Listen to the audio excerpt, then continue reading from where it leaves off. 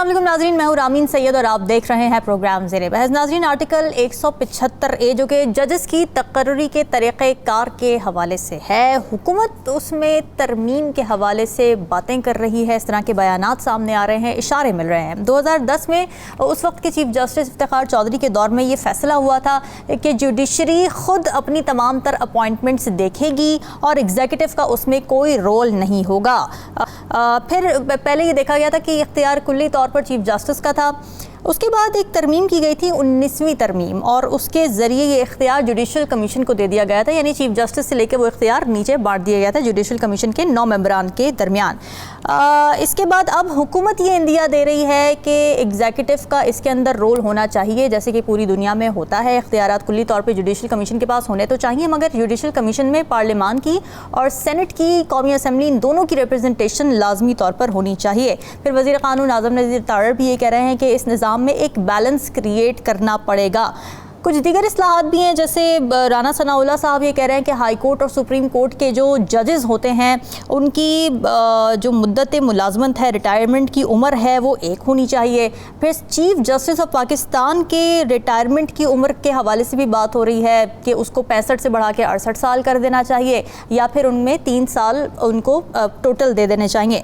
तो क्या ये इस्लाहात अदलिया के निज़ाम में बेहतरी का सबब बनेंगी? इसी पर बात कर लेते हैं। प्रोग्राम के पहले हिस्से में हमें ज्वाइन कर रहे हैं सीनियर तजियाकार नज़्म साकिब साहब, राव खालिद साहब और साकिब बशीर हमारे साथ मौजूद हैं। आप सभी का बहुत शुक्रिया। नज़्म साकिब साहब, क्या ये जो तरमीम अब प्रपोज की जा रही हैं, स्पेशली 175A आर्टिकल के अंदर अगर तरमीम कर दी जाती है, तो आप इसे एक अच्छा समझते हैं इक़दाम होगा, स्पेशली अगर इख्तियारात की डिवीज़न के हवाले से बात की जाए कि इख्तियारात का सरचश्मा एक तरफ ना हो बल्कि एग्जीक्यूटिव का भी उसके अंदर रोल हो, जैसे कि पूरी दुनिया में होता है? देखिए रामीन, ये टॉपिक ऐसा है, ये उन टॉपिक्स में से है जो कि आप किसी भी घर में, जिस घर में टेलीविज़न है, उन लोगों को जितना हमें पता है, आपको पता है, उतना ही उनको पता है। तो मैं चाहूँगा कि फोकस करूँ उस बेसिक चीज़ की तरफ जिसको कि जिसकी वजह से या जिसके इर्द गिर्द ये सारी समस्या, ये सारा मसला जो है वो घूम रहा है। देखिए, 3 सवालों, मुख्तसर तरीन 3 सवाल अगर आप अपने आप से कर लें तो आपको समझ आ जाएगी कि ये सारी खखेड़ जो है वो हो क्या रही है। पहला सवाल, क्या ओहदे की तौसी पर बात होगी या उम्र की हद बढ़ाई जानी है? ओहदे की तौसी करेंगे या उम्र की हद बढ़ेगी? पहला सवाल। ठीक है। दूसरा सवाल, इस तौसी से किस सियासी जमात को फायदा होने की तवक्को है, या उस सियासी जमात को तवक्को है कि अगर ये तौसी हो गई, ओहदे में हो गई या ये उम्र में हो गई, तो हमारा को फायदा हो जाएगा, को हमारे हक में फैसला आ जाएगा। तीसरा सवाल, इस मामले की अचानक इस वक्त इतनी जरूरत क्यों पेश आ गई? ये 3 सवाल, इनके जवाब ढूंढते हैं। और अगर आपने जवाब ऑलरेडी ढूंढ लिए हैं तो मैं आपको बताऊंगा कि नजरिया ज़रूरत एक चीज़ होती है, लॉ ऑफ नेसेसिटी। उसमें यह होता है कि हमने देखा हमारे पाकिस्तान की जो अदलिया की तारीख है उसमें हमने, या पार्लियामेंट की तारीख है, उसमें नजरिया ज़रूरत के तहत हमने कुछ ऐसे माजी के मज़ार मौजूद हैं जिसमें कि जो हम देखें तो हमें सीखना चाहिए कि भाई अच्छा भला काम चल रहा है, ये आप क्यों बीच में किसी पर्सन स्पेसिफिक चीज़ को लेके आते हैं और उसके बाद आप कहते हैं कि नहीं जी ये होना चाहिए क्योंकि इसमें हमारी मर्जी, हमारे मंशा का के मुताबिक जो है वो चीज़ होगी। ठीक है। ये बात करने के बाद तो आपने ये जो वजीर कानून की बात की ना, कि उन्होंने एक इंटरव्यू के दौरान, कल ही हमने उनको सुना कि उन्होंने कहा कि ऐसा हो सकता है। अच्छा, इसको हम टेक्निकल ज़बान में कहते हैं फीलर छोड़ना। अच्छा, ये एक तरह का होता है, कोई भी हुकूमत या कोई भी, यानी सूबाई कह लें या यानी मरकज़ में कह लें, फीलर छोड़ते हैं, देखते हैं क्या इसका असर आता है। पहले आप सोच लेते हैं कि भाई ये कर सकते हैं हम, ये इकदाम हम ले सकते हैं, जरा देखते हैं वुकला क्या कहते हैं, बार काउंसिल्स क्या कहती हैं, अखबारात क्या कहते हैं, नजमुल साकिब बशीर, रामीन सैयद क्या कहते हैं इसके बारे में। फीलर छोड़ते हैं और उसमें यह है कि अगर फीलर जो आपने छोड़ा है उसका पॉजिटिव रिजल्ट आता है तो आपको यानी आसानी हो जाती है उस काम को करने में। ठीक है। दूसरा यह है कि आप अवाम को, अवामुन्नास को मेंटली प्रिपेयर करते हैं कि भाई ये हम कर रहे हैं। इसीलिए उन्होंने सिर्फ बात की, यूं समझिए कि शोशा छोड़ा, वजाहत नहीं की और कहा कि ये टास्क मुझे नहीं दिया गया, इसका मतलब है कि दिया जा सकता है। ठीक है। इस वक्त की आखिरी बात देखिए, अगर पार्लियामेंट में 2/3 अक्सरियत के साथ कोई फैसला इस तरह का हो जाता है, ओहदे की तौसी होती है या उम्र की हद बढ़ाई जाती है, मुझे इससे गरज नहीं है। ठीक है। मुझे किससे गरज है? मुझे गरज है उस हाई मॉरल ग्राउंड से, और ये मेरी तवक्को है अपनी अदलिया से। देखिए कैसे, मैं फर्ज करें कि सुप्रीम कोर्ट का जज हूं और मुझे कहा जाता है कि जी आप चूंकि हमारी मर्जी के फैसले करने के मुताबिक हमारे उस मुताबिक चल रहे हैं और हमारे ओपोनेंट्स के आप खिलाफ हैं, लिहाजा हम चाहते हैं कि आपको हम 2 साल के लिए या 3 साल के लिए हम चाहते हैं आप इस कुर्सी पे बैठें। ठीक है। हाई मॉरल ग्राउंड, अगर आप हाई मॉरल ग्राउंड लेते हैं तो आप यकीन कर लीजिए कि इस मसले का जड़ से ही हल होगा। वो क्या होगा? मुझे कहा जाता है कि आपको हम 2 साल के लिए तौसी देते हैं, तो मैं हाई मॉरल ग्राउंड लेता हूं और मैं कहता हूं देखिए मेरी जो है ना वो मुद्दत खत्म हुई इस कुर्सी पे बैठने की, मैं अपने घर जा रहा हूं। और आप यकीन कीजिए अगर इस तरह का एक प्रेसिडेंट सेट हो गया तो जो तमाम सियासी जमातें हैं या पार्लियामेंट इंक्लूडेड, वो ये करने से पहले सोचेंगी कि यार ये हमने कर तो दिया, अगर इस बंदे ने हाई मॉरल ग्राउंड ले ली और उसने कहा जी मैं तो घर जा रहा हूं क्योंकि मेरा वक्त पूरा हो गया, और जो बाद में आने वाले हैं जस्टिस मंसूर अली शाह जिस तरह से हैं, उनका हक बनता है क्योंकि अगर मैं इसी में रहा तो 1-2 जज हजरात जो हैं वो रिटायर हो जाएंगे। तो मेरी तवक्को क्या है? देखिए अदलिया बाकी इदारों की तरह अपना जो शनाख्त या अपना जो उनका हिसाब किताब है ना, उसका रख रखाव तशन तौर जो है उसकी वो ठीक करने में लगे हुए हैं। मेरे ख्याल में मेरी सजेशन भी यही होगी कि अगर इस तरह की कोई चीज़ कोई सियासी जमात या हुकूमत करती भी है तो जो जज या हजरात या जो शख्स भी जिसकी मुद्दत तौसी हो रही है उसको चाहिए कि वो कहे कि नहीं मैं नहीं बैठता, मैं नहीं बैठता, मेरा टाइम पूरा हो गया, मैं घर जा रहा हूँ। और इस हाई मॉरल ग्राउंड की मेरी दुआ है कि हमारे जो इदारे हैं, हमारे जो डिपार्टमेंट्स हैं, हमारी जो मिनिस्ट्रीज़ हैं, उनमें ये आए कि भाई अब ख़त्म करें ना, अब हमारा काम ख़त्म हो गया, आने यानी और भी लोग हैं चीफ जस्टिस काजी फायज ईसा साहब से इसलिए भी हम उम्मीद कर सकते हैं इस बात की क्योंकि वो बार बार जो अदालती कार्रवाइयां भी लाइव ब्रॉडकास्ट की जाती हैं उसमें भी वो ये कह रहे होते हैं। अभी जो रिसेंटली एक सुनवाई हुई थी, लाइव ब्रॉडकास्ट हुआ, उसमें भी उन्होंने ये कहा कि अगर आप दबाव बर्दाश्त नहीं कर सकते तो आपको घर चले जाना चाहिए। इसका सिंपल सा सोल्यूशन ये है। तो हम एक्सपेक्ट करें नजमू साकिब साहब चीफ जस्टिस काजी फायज ईसा साहब से भी कि वो यही हाई ग्राउंड लेंगे। मुझे काजी फायज ईसा साहब से और हर वो शख्स जो इस वक्त अपने अपने डिपार्टमेंट अपने अपने एरिया में टॉप पे है, मेरी ना सिर्फ तवक्को है बल्कि मेरी दुआ है कि ये वो चीज है जो कि आप प्रेसिडेंट सेट करेंगे और आइंदा आने वाले कोई सियासी आप देखिए तमाम झगड़े खत्म हो जाएंगे। और मुझे अपने चीफ जस्टिस से पूरी उम्मीद है कि अगर पार्लियामेंट ने कर भी लिया तो मेरा चीफ जस्टिस कहेगा कि नहीं मेरा टाइम खत्म हो गया। ठीक है नजमू साकिब साहब, इस वक्त कलामी के लिए ब्रेक पे जाना, नाज़रीन स्टे विद अस।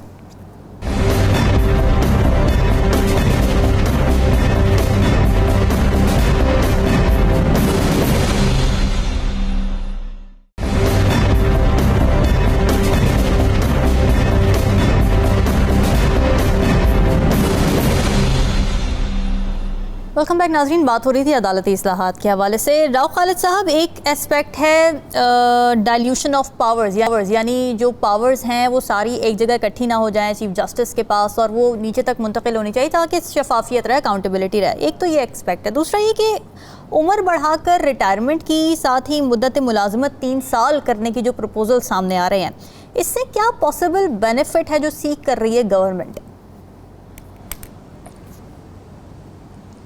देखिए, एक तो बुनियादी बात जो इख्तियारात वाली डिल्यूशन किया वो तो प्रैक्टिस एंड प्रोसीजर के तहत कमेटी बन गई, वो तो किसी हद तक वो कह ले मसला हल हो गया। असल मसला ये है, क्या हमारा मसला सुप्रीम कोर्ट के जजों की उम्र या उनकी मुद्दत मुलाजमत या उस पर तकर्री, ये बुनियादी मसला है, या निज़ाम इंसाफ जो हमारा है वो पूरा इस्लाहात मांगता है, इस्लाहात चाहता है और रिफॉर्म होना चाहता है या होना चाहिए उसमें। तो उस पर जब हम देखते हैं तो 3 तबके हमारे पाकिस्तान में हैं जिनको वास्ता पड़ता है अदालतों से। एक तो वो गरीब तबका है जिसके हक में कभी कुछ होता ही नहीं। दूसरा है अमीर तबका जो प्राइवेट सेक्टर कह लें या बिजनेसेस कह लें या कमर्शियल कह लें, सारा वो है। तीसरा तबका है हुकूमती ओहदेदारान, जिसमें सियासतदान आ जाते हैं, ब्यूरोक्रेट्स आ जाते हैं, जजेस खुद आ जाते हैं, ये लोग आ जाते हैं। जो सबसे गरीब तबका है वो तो हिट हो रहा है, उसके तो केसेस पड़े हैं सारा। जो दूसरा अमीर तबका है, कमर्शियल केसेस जिनके होते हैं, उनकी सूरत हाल ये दुनिया में सबसे ज़्यादा टाइम पाकिस्तान में कमर्शियल डिस्प्यूट का अदालतों में हल होने में लगता है। कम अज़ कम एवरेज 1070 दिन लगते हैं उसको हल होने में। तो आप जब इन्वेस्टमेंट और सरमायाकारी की बात करते हैं तो इस सूरत हाल में कौन लोग चाहेंगे बाहर से आके कि जी हम इन्वेस्टमेंट करें और कोई डिस्प्यूट हो तो हमारा मसला बर वक्त हल हो जाएगा या हमें कोई रिलीफ मिल जाएगा। ठीक है, तो ये मसाइल ये हैं, हम किधर जा रहे हैं। इसका मतलब ये है, वही जो नजम साकिब साहब ने बात की, जब आप पर्सन स्पेसिफिक पे जाते हैं इसका मतलब है आपकी नीयत खराब है। तो मसला ये है कि आप पहले तो नीयत देखें कि नीयत क्या है। ठीक है, दावे होते हैं सस्ता और फौरी इंसाफ। ठीक है, आपको चाहिए क्या? मॉडर्न, एफिशिएंट, इकोनॉमिकल और स्पीडी जस्टिस आपको चाहिए अपने सिस्टम को ठीक करने के लिए। आपका सबसे बड़ा मसला है आपके केसेस इतने जमा हो चुके हैं, जो मंसूर अली शाह साहब ने उसके खिताब में कहा, वो आप खत्म ही नहीं कर सकते। जजेस की तादाद आपने पूरी करनी है। आप जजेस लोअर जुडिशरी में आप कर नहीं रहे, लोअर जुडिशरी में जो मसाइल है उसको आप हल नहीं कर रहे, और ऊपर जो बैठे हैं जो एक किसी हद तक बेहतर काम कर रही हैं आला अदालतें, वहाँ पे आप आगे शरारत शुरू कर दी आपने, इसलिए कि आपको वहाँ पे अपने बंदों की ज़रूरत है। तो ये कितने दिनों के लिए होगा? आप आज लगाएंगे बंदे 3 उसमें, एक जजों की तकर्री है, अपने चीफ जस्टिस की तकर्री है, क्योंकि ऑलरेडी अल जिहाद ट्रस्ट में डिसाइड हो चुका है, सीनियरिटी प्रिंसिपल डिसाइड हो चुका है, जिसकी बुनियाद पे इन्होंने उस वक्त सज्जाद अली शाह को निकलवाया था, और वो उस फैसले की बुनियाद के ऊपर इन्होंने सारा कुछ अपना वो हमला भी किया और सारा कुछ किया।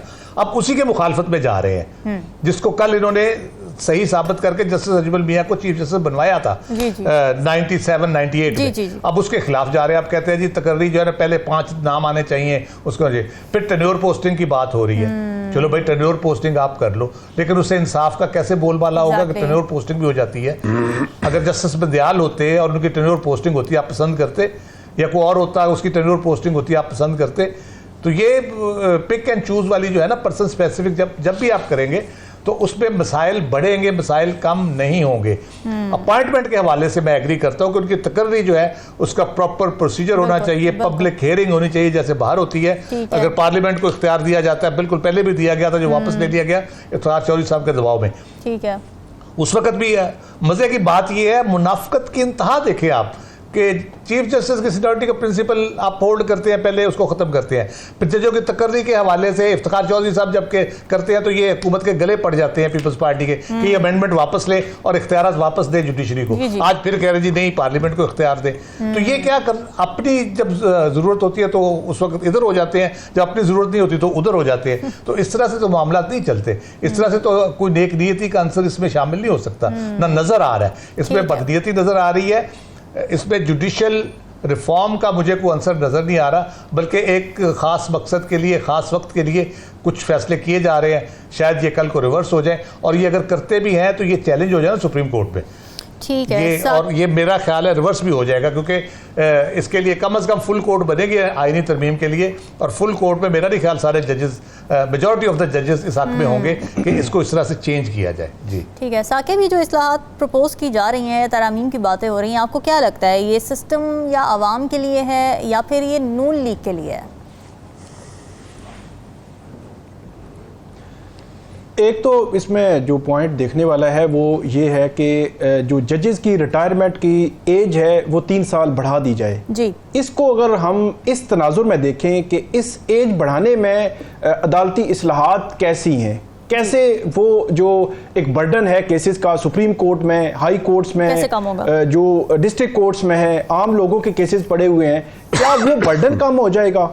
क्या इस किस्म की दीगर जो कानूनी तौर पर या अदालतों में जो मामलात लटके हुए हैं या इश्यूज हैं वो जो है वो हल हो जाएंगे? बिल्कुल भी नहीं। ये मतलब कोई लॉजिक नहीं है कि आप 65 से उठा के 68 जो है वो उस पर डाल दें कि 3 साल जो है वो उनकी रिटायरमेंट एज जो है वो बढ़ा दी जाए, और वो एज बढ़ाने के पीछे भी आपकी नेक नीति होनी चाहिए। अब सवाल बड़ा सिंपल और सादा सा है कि अगर एक को जो है वो नवाजने के लिए चाहिए, अगर तमाम की उम्र बढ़ाई जा रही है, तो मेरा यह ख्याल है कि इस अदालती सिस्टम, एक जुडिशल सिस्टम के साथ ये बहुत बड़ी ज्यादती होगी कि आप जो है वो एक पर्सन स्पेसिफिक इस किस्म की कोई कानून साजी जो है वो करने की कोशिश करें। दूसरी बात यह है कि जो जजेस की तकर्री है, तैनाती है, उसको मजीद शफाफ बनाने के हवाले से मेरा ख्याल है इकदाम करने में कोई हर्ज नहीं है। जो पार्लियामेंट कहती है कि उनका जो रोल है वो एक रबड़ स्टैंप की तरह बना दिया गया है कि जो जुडिशल कमीशन है, जहां पे चीफ जस्टिस समेत 4 जो सुप्रीम कोर्ट के जजेस होते हैं, 5 वो और एक रिटायर्ड जज होता है, एक वजीर कानून, अटॉर्नी जनरल और पाकिस्तान बार काउंसिल का नुमाइंदा, जो जजेस की तैनाती के हवाले से सिफारिश करते हैं। फिर वो पार्लियामेंट्री कमेटी के पास वो मामला जाता है, वहां पे अपोजिशन और हुकूमत के लोग होते हैं, लेकिन उनका रोल एक जो है वो सिंबॉलिक ही रखा गया है। ये हतमी जो फैसला है ये जुडिशल कमीशन ही करता आ रहा है 2010-11 से, यही जो है वो एक प्रैक्टिस है। उसको अगर कहीं पे पार्लियामेंट ये समझती है कि हमारा रोल भी होना चाहिए और वर्ल्ड वाइड ये प्रैक्टिस है, तो फिर इसमें मेरा ख्याल है कोई हर्ज नहीं है। लेकिन जो दूसरी जो बात है उस पे जो है वो सवालात उठेंगे और सवालात जो है वो उठ भी रहे हैं कि वो कैसे हो सकता है। फिर एक और बात ये है कि वो सवाल ये उठता है कि जो पार्लियामेंट है, पार्लियामेंट में इतने एरर्स हैं, एरर्स इस सेंस में कि मखसूस नशिस्तों वाला जो मामला है वो कल सुप्रीम कोर्ट जो है वो सुनने भी जा रही है, उस पर बेंच भी बन गया है। उस केस का जो आउटकम होगा उसका इस किस्म की जितनी भी आईनी तरमीम है और जो हुकूमती प्लान है उन पर बहुत ज्यादा असर पड़ सकता है। बेशक वो पीटीआई के हक में जाए तब भी खिलाफ जाए, तब जो है वो हुकूमत के लिए आसान होगा, लेकिन पीटीआई के हक में अगर सुप्रीम कोर्ट का फैसला जाता है तो फिर गवर्नमेंट के लिए इस किस्म की आईनी तरमीम करना आसान नहीं होगा, क्योंकि उनके पास मेजॉरिटी जो है वो जो है वो बरकरार नहीं रहेगी। और मखसूस नशिस्तें इस वक्त, फिर एक और बात यह है कि मखसूस नशिस्तों वाला जो मामला है उसी की बुनियाद पर 4 सूबों में जो सेनेट इलेक्शन में वोटिंग वाला जो मामला था, फिर केपी की सेनेट का भी इलेक्शन रहता है, तो मल्टीपल चीजें अभी मौजूद हैं। तो समझ वैसे इस बात की नहीं आई कि हुकूमत कुछ जल्दी में लग रही है, जिससे ज्यादा सवालात उठ रहे हैं कि 1-1.5 माह हुआ है आपको आए हुए, आपके सामने एक पहाड़ है मसाइल का, इक्तिसादी मसाइल जो है, बहुत सारे जो हमारी मईशत के मसाइल हैं और पॉलिटिकल जो है वो इश्यूज मौजूद हैं। तो प्योरली आपने एक ऐसे मामले को उठा लिया है जिसके ऊपर मैं ये समझता हूँ कि तमाम क्या इश्यूज हैं और जिस तरह से जल्दबाजियों में वो फैसले ले रहे हैं वो किस तरह से बैकफायर करें, इसी पर करेंगे बात नाज़रीन इस ब्रेक के बाद।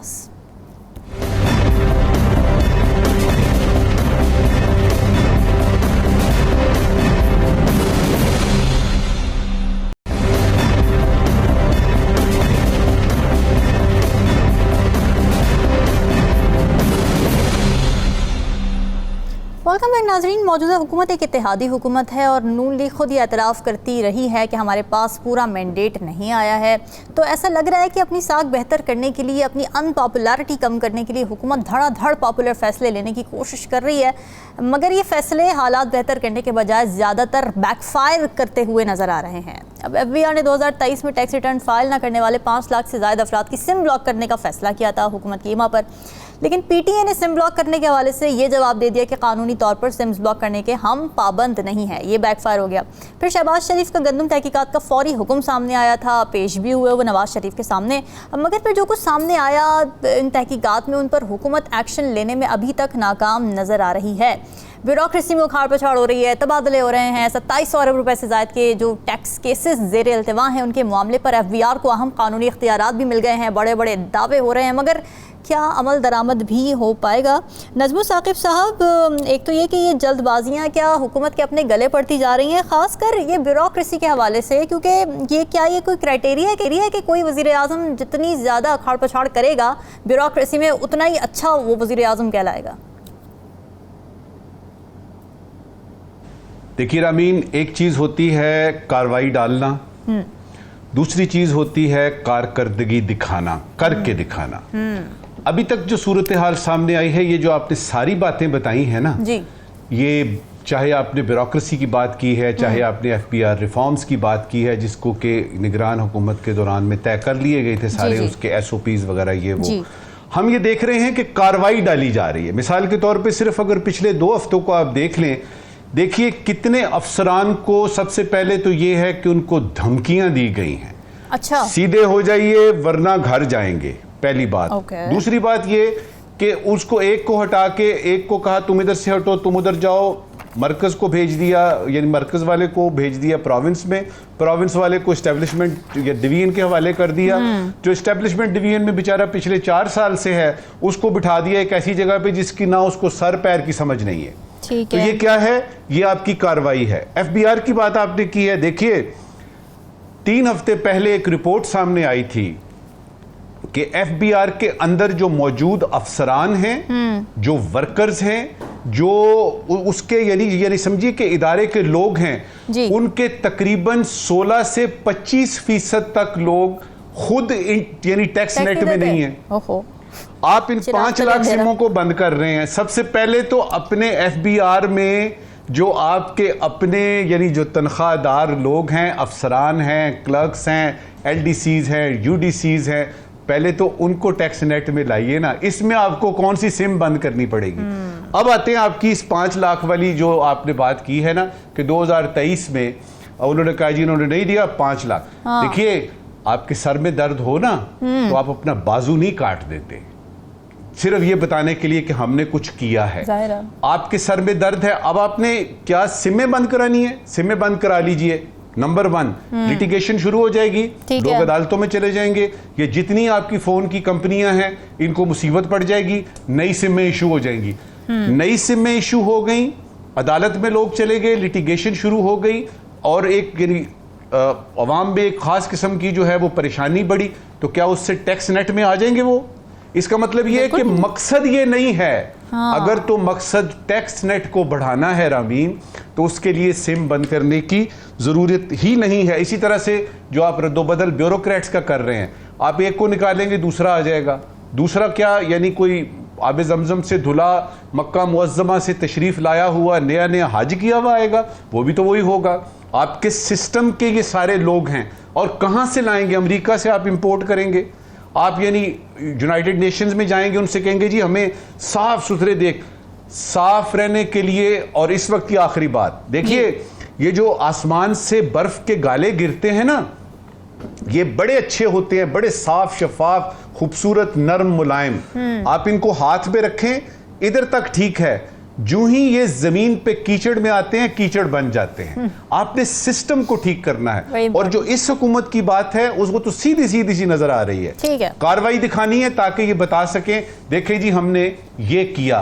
कारकर्दगी की बात है, अल्हम्दुलिल्लाह अभी तक जो भी 2-1 महीने हुए हैं, मुझे तो कोई ऐसी चीज नजर नहीं आई जिसके बारे में मैं कहूं कि हाँ भाई गवर्नेंस जो है।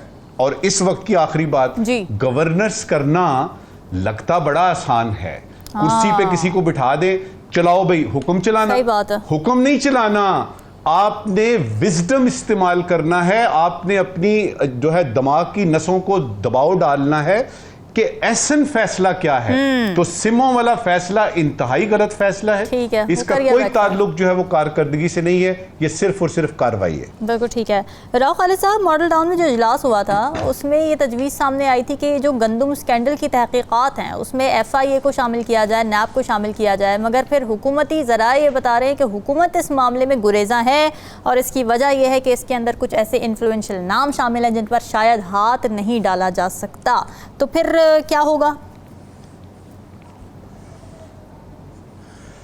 मैं इस पे बात करता हूँ। रोज नए नए इंकशाफात सामने आ रहे हैं। आप देखिए अभी FBI NAB से भागी, ये तहकीकात से भी भाग जाएंगे।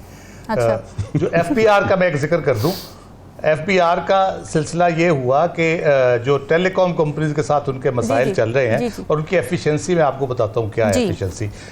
FBR इनकम टैक्स काटता है एडवांस और विदहोल्डिंग टैक्स लेता है।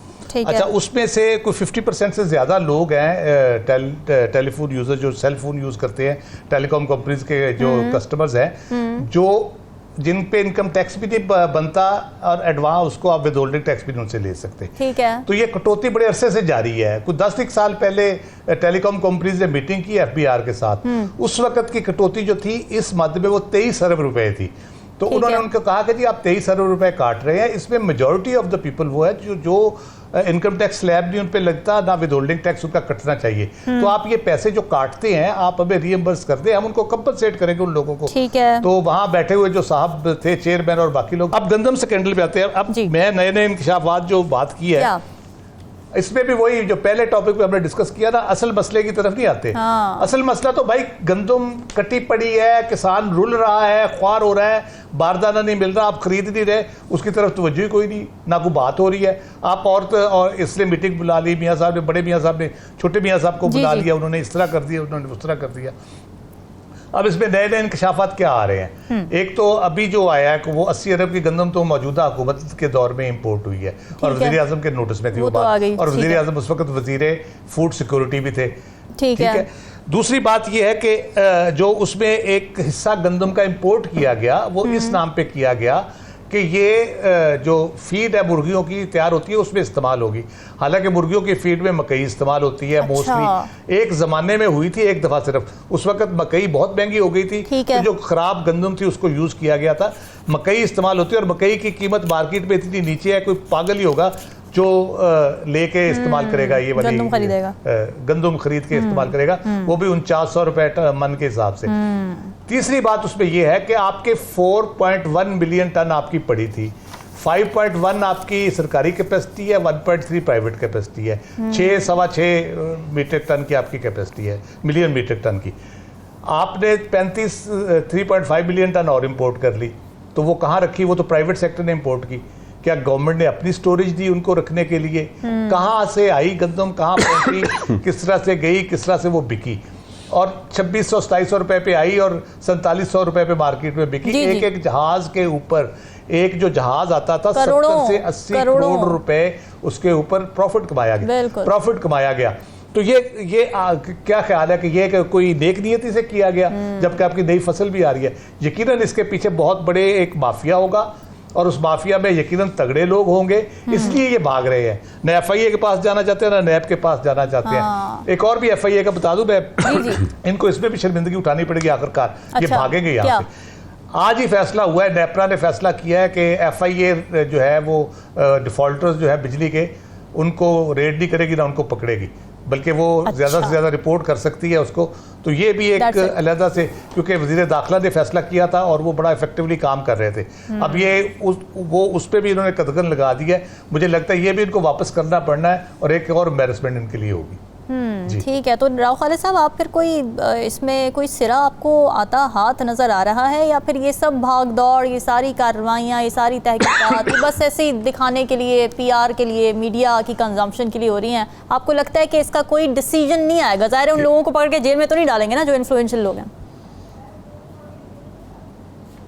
जी, ये अब पहले तो आप नाम उनके, आप पहले उनके इतने मुकद्दस नाम होंगे शायद वो लेने ही पसंद ना करें कि कहीं तौहीन ना हो जाए उनका नाम लेना।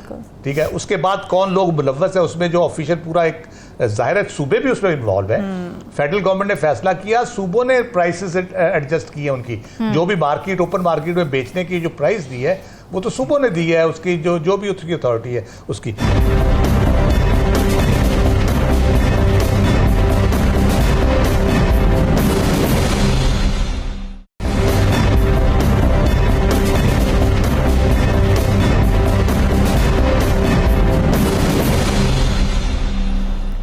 वेलकम बैक नाज़रीन। 8 फरवरी 2024 को जो आम इंतखाबात हुए थे, उसके बाद पाकिस्तान पीपल्स पार्टी और मुस्लिम लीग नून ने दूसरी जमातों की हिमायत हासिल करके मरकज़ में हुकूमत बनाने के लिए इत्तेफाक कर लिया था। मगर उस वक्त चेयरमैन बिलावल भुट्टो जरदारी ने यह कहा था कि हम विफाक में हुकूमत का हिस्सा नहीं बनेंगे और नून लीग के वजारत उज़्मा के उम्मीदवार को वोट दे देंगे। मगर अब पाकिस्तान पीपल्स पार्टी ने 2 सूबों में अपने गवर्नर्स की तकर्रुरी के बाद विफाकी हुकूमत में भी शामिल होने का उसूली फैसला कर लिया है। 8 वजारतें मिलने का इम्कान है खबर के मुताबिक, और बेनज़ीर इनकम सपोर्ट प्रोग्राम की चेयरपर्सन पीपल्स पार्टी की रुबीना खालिद को बनाने का भी फैसला कर लिया गया है। राव खालिद साहब, पीपल्स पार्टी को तो हमने देखा था कि मुश्किल जब भी फैसले लेने पड़े, चाहे वो PDM के दौर में हो या फिर इस इत्तेहादी हुकूमत की जब तश्कील होनी थी कि उस वक्त तो पीपल्स पार्टी अपने आप को डिस्टेंट करती ही नज़र आई है हुकूमत में आने से। उनको ये खदशा होगा प्रॉब्ली कि जो नून लीग के साथ हुआ, जिस तरह कैपिटल बर्न हुआ उनका, उस तरह इनका भी ना हो जाए। लेकिन अब ये फैसला कर लेना काबीना में शामिल होने का, किस तरह से देख रहे हैं आप इसको? अभी उन्होंने कहा तो यार सीईसी में डिस्कस करेंगे, मेरा ख्याल है ये फैसला हो जाएगा। हम तो पहले जब ये कह रहे थे कि हम नहीं शामिल होंगे, सिर्फ हुकूमत बनवाएंगे, उस वक्त ही हमने कहा था कि ये होंगे शामिल बिलाकर और ये ज़्यादा देर बाहर नहीं बैठेंगे, सिर्फ ये वक्त के इंतज़ार में है। अच्छा। इनको असेस करना था बुनियादी तौर पर कि हुकूमत किस सिमत में चल रही है और कब तक चल सकती है। अंदाजा नहीं तो क्या हम इससे अंदाजा लगा सकते हैं कि अब उन्हें ये यकीन आ गया है कि हुकूमत सही तरीके से चल रही है और आगे हमारे पास अभी मौके ही मौके हैं, जैसे जरदारी साहब ने कहा था कि टाइम बहुत कम है, अब वो सिचुएशन नहीं है। एग्जैक्टली मैंने ये तमीद इसलिए बांधी है कि उस तरफ मैं जाऊं, ठीक है, कि क्या यकीन आया है कि नहीं आया। ओके। जब ये हुकूमत बनी थी तो उसमें ये कह ले कि एक तरह से ज़बरदस्ती शामिल किया गया, तो आया कि असद जरदारी और बिलावल भुट्टो के दरमियान काफ़ी तलखी हुई है, वो नहीं मान रहे और इस किस्म की चीज़ें हैं। फिर कमिश्नर रावलपिंडी की प्रेस कॉन्फ्रेंस हुई और रातों रात ये हुकूमत बनाने के लिए तैयार हो गए। ठीक है, तो क्या अब भी इस किस्म की कोई सूरत हाल है कि वो शामिल होने के लिए कोई इस किस्म की सूरत हाल पैदा होगी है? मेरा ख्याल है अब वो सूरत हाल नहीं है। ठीक है। जो पीपल्स पार्टी का मुझे लग रहा है अंदाज़ा, वो ये लग रहा है उनका कि अहम आईनी ओहदे उन्होंने ले लिए, गवर्नर लगवा लिए, सदर बन गए, चेयरमैन सेनेट ले लिया। अब गवर्नमेंट अपने फैसले करने में आज़ाद, वो खुद करे और पीपल्स पार्टी को काबीना का हिस्सा बना के वो ज़रा उनकी कह ले कि मजबूत होगी, वो एक सिविलियन बालादस्ती की बात करने वाली पार्टी आ जाएगी जी, जमहूरियत की बात करने वाले। लेकिन मेरा नहीं ख्याल कि ये हो पाएगा, क्योंकि ये दस्ते निगर है अभी तक, इनके अपने ना कोई आइडिया है ना कोई ख्याल है। अगर IMF ने आना है, अगर SIFC में किसी ने आना है, अगर बैरून मुल्क से इमदाद आनी है, अंदरूनी मुल्क मामला ठीक होने हैं, तो वो उन्हीं के एस्टेब्लिशमेंट की वजह से ज़्यादातर हो रहे हैं, इनके अपने कंट्रीब्यूशंस में नहीं है। मेरा ख्याल है कि ये इनके लिए कोई बहुत ज़्यादा क्रेडिबिलिटी का क्योंकि इशू है गवर्नमेंट का, इसलिए ये कारगर नहीं होगी। ठीक है। नजमुल साकिब साहब, आपको क्या लगता है कि पीपल्स पार्टी अब फाइनली कंधा देने को तैयार हो गई है, या बोझ बांटने को तैयार हो गई हुकूमत का, या फिर वो हुकूमत के मज़े लेना चाहती है? And what has changed? क्यों ना करें वो? मुझे ये बताइए क्या चीज़ माने है? उनको तो बिल्कुल आना चाहिए और वो बड़े ठीक वक्त पे ठीक तरीके से आ रहे हैं। अच्छा। जल्दी से एक बात का इयादा करते हैं कि ये जो हमारे सियासतदान है ना, जिनका नाम आसिफ अली जरदारी है, याद रखिएगा कि ये मुल्क की सियासत को ना सिर्फ बहुत अच्छी तरह से समझते हैं, ये दूरअंदेश भी हैं। और इनकी सबसे बड़ी क्वालिटी जो ओवर द ईयर सामने आई है वो ये है कि नेगोशिएटिंग स्किल्स इनकी बहुत ज़्यादा हैं। बिल्कुल बिल्कुल। ये प्यार मोहब्बत से मना लेते हैं, दाएं बाएं से एक बात लिफाफा दे के मना लेते हैं, मना लेते हैं। इसका मतलब ये है, राव साहब ने बड़ी अच्छी बात की है कि उन्होंने आईनी ओहदे लिए, और वो आईनी ओहदे उन्होंने PDM की 16 माह की हुकूमत में भी लिए, इसमें भी लिए। अब जब वो सारे आईनी ओहदे रामीन मिल गए हैं तो क्या हरज है, चुपड़ी और दो दो क्यों ना हो। और उसमें याद रहे कि जो कारकर्दगी का या ना कारकर्दगी का सारा ब्लेम है या बर्डन है या बोझ है, वो तो वजीर आजम पे आएगा ही आएगा। जिस तरह के PDM की हुकूमत में नून लीग को नुकसान हुआ, वही नुकसान यहां पे होता हुआ नजर आ रहा है। अब ये देखना है कि इन्होंने सारी आईनी देखे ना, सदर पाकिस्तान, चेयरमैन सेनेट, गवर्नर वगैरह, ये वो, और अगर हुकूमत कल को खुदा ना खास्ता चली जाती है तो ये तो ओहदे रहेंगे अपनी जगह पे, ये तो आईनी ओहदे हैं। अब ये है कि क्यों ना कैबिनेट में भी आया जाए, लेकिन वो इस तरीके से आएंगे, नोइंग आसिफ अली जरदारी, वो इस तरीके से आएंगे कि यानी सांप भी मर जाए, लाठी भी ना टूटे, और उसमें कुछ जब आ जाए रिस्पॉन्सिबिलिटी तो वो इन्हीं पे ही आए।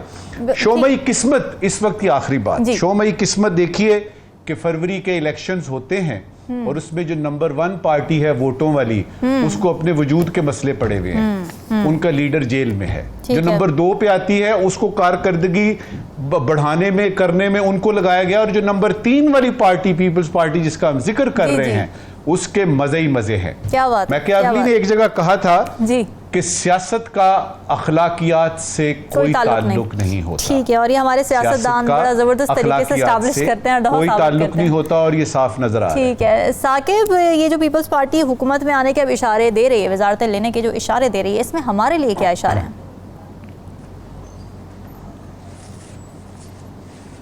इशारा तो यही है ना कि पीपल्स पार्टी अपना जहाँ पे उनका मफाद है, 2 सूबों में उनकी हुकूमत है, गवर्नर्स आ गए, बाकी आईनी ओहदे भी उनके पास आ गए हैं, तो वो वही किए जा रहे हैं। ये जिस वक्त जो गवर्नमेंट बनी थी तो उस वक्त जो मुज़ाकरात हो रहे थे पीपल्स पार्टी और मुस्लिम लीग नून के, उनमें ये एक बात आई थी कि बजट के बाद पीपल्स पार्टी जो है वो बन सकती है, जो हिस्सा कैबिनेट का हिस्सा बन सकती है। लेकिन जो मुस्लिम लीग नून की जो कोशिश रही है, उस वक्त तो वो नहीं हो सके, लेकिन कोशिश रही है और अब भी ये खबरें आ रही हैं कि जो नवाज शरीफ साहब हैं उनकी भी ये कोशिश है और ख्वाहिश है कि पीपल्स पार्टी बजट से पहले जो है वो गवर्नमेंट का हिस्सा बने। और दूसरी तरफ पीपल्स पार्टी ये चाह रही है कि बजट, क्योंकि एक मुश्किल बजट भी आना है, फिर जो मुख्तलिफ इदारों की, PIA की, दीगर इदारों की नजकारी की बातें भी हो रही हैं, तो ये सारी चीज़ें जो है ये मुस्लिम लीग नून के ही खाते में जाएं और वो बजट के बाद किसी न किसी तरह कैबिनेट का हिस्सा बने। उन्होंने अपना जो बाकी ओहदे हैं वो अब ले चुके हैं, मुकम्मल कर चुके हैं, लेकिन मुस्लिम लीग नून वही बात है कि जितने भी मुश्किल मरहले हैं शुरू में उनको पेश आ रहे हैं और उनकी पार्टी को भी, उनकी जो बयानिया है उनको भी नुकसान भी पहुंच रहा है, उसका सारा बोझ जो है इस वक्त तक भी मुस्लिम लीग नून पर है और पीपल्स पार्टी जो है सिर्फ इंजॉय कर रही है। इवन अगर पार्लियामेंट में भी कोई ऐसी बात हो तो वहां पे भी अगर कोई हल्की फुल्की अपोजिशन टाइप की बात करनी हो या जो टॉक शोज या मीडिया पे भी कोई बात करनी हो तो वो ऐसी बात कर जाते हैं जैसे तासुर मिलता है कि वो अपोजिशन में भी हैं, तो वो सारे जो है वो हुकूमत के अपोजिशन के सारे मजे ले रहे हैं। लेकिन मुस्लिम लीग नून कोशिश कर रही है कि उनको जल्द अज जल्द जो है वो कैबिनेट का हिस्सा बनाया जाए। मुश्किलात हैं। नजमू साकिब साहब आज फिर क्या सवालात लेकर आए नाज़रीन के लिए? एक ज़रूरी सवाल और एक गैर ज़रूरी सवाल। ज़रूरी सवाल, PTI के कुछ रहनुमाओं के नाम ECL से निकाले गए हैं, लगता था कोई डील हो गई है, लेकिन एक रहनुमा ने कहा कि डील नहीं हुई, हुकूमत ने अपनी गलती दुरुस्त की है। ज़रूरी सवाल ये है कि हमें कब और कैसे पता चलेगा कि मुल्की मामलात चलाते हुए कब डील होती है और कब गलतियां दुरुस्त की जाती है। ज़बरदस्त। आज का गैर ज़रूरी सवाल, वज़ीर आज़म शहबाज शरीफ साहब ने फरमाया है कि निजकारी में ब्यूरोक्रेसी रुकावट नहीं होगी। ब्यूरोक्रेसी रुकावट? ब्यूरोक्रेट तो एक नोटिफिकेशन की मार होता है। गैर ज़रूरी सवाल ये है कि निजकारी के बारे में असली रुकावटों की तरफ वज़ीर आज़म साहब कब हमारा ध्यान दिलवाएंगे? नाज़रीन, ये सवालात आपके लिए छोड़ के दादा हैं, ज़रूर दीजिएगा। हमें दीजिए इजाज़त। अल्लाह हाफ़िज़।